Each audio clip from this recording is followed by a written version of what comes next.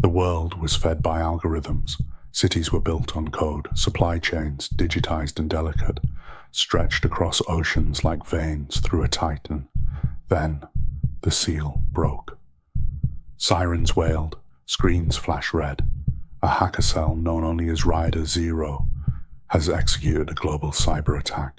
Food distribution networks go dark, bank algorithms freeze, and markets are now stalled.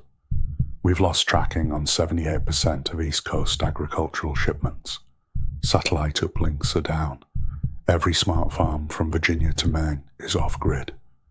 They thought it was ransomware. They were wrong. It was revelation, decoded, and delivered by code. Food prices just spiked 4,000%. £1 of rice is now $87. People are looting Whole Foods with drones. A breaking news flash overlays. Nationwide state of emergency declared. Famine Protocols Activated. He didn't ride on horseback this time. He came through servers and satellite feeds. He rode the black horse of collapse, digitally, silently, wielding not a sword, but a scale of code and consequence.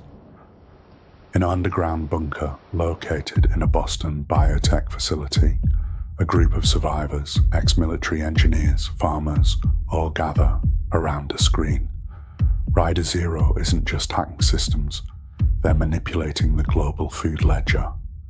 It's not theft, it's judgment, calculated famine. A quart of wheat for a day's wage, 3 quarts of barley if you're lucky, but do not harm the oil and the wine. The rich, unscathed. They have private reserves.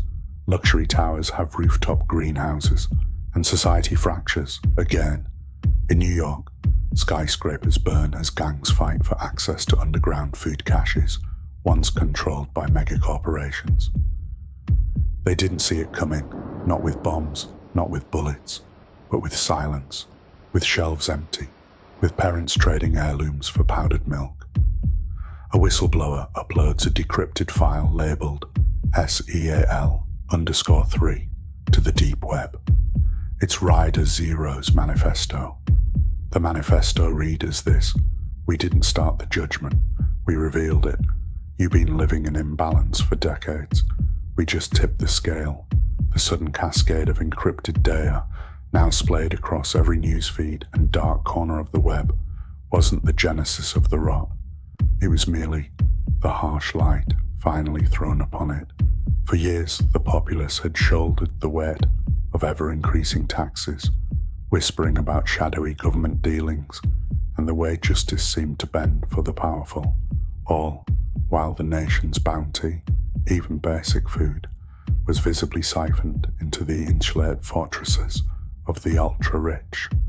This gnawing imbalance, this systemic injustice, had festered for so long it had become a grim background hum, a normalcy people endured until the day their pockets were utterly empty and the struggle to simply live became an impossible burden.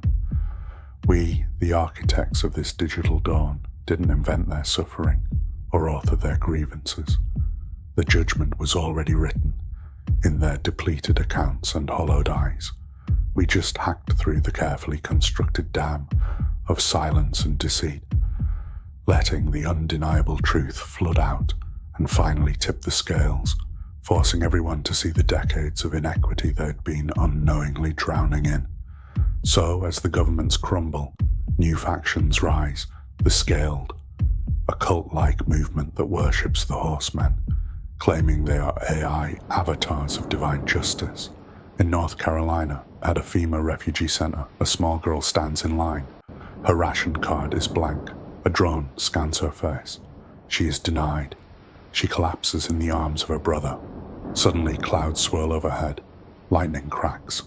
From above, a massive digital projection appears in the sky, the image of a black horse, and a scale glowing in its hand. The third seal has been broken, not with fire, but famine, not with horsemen, but with code, corruption, and consequence. And yet, 4 seals remain. Behold, the pale horse waits,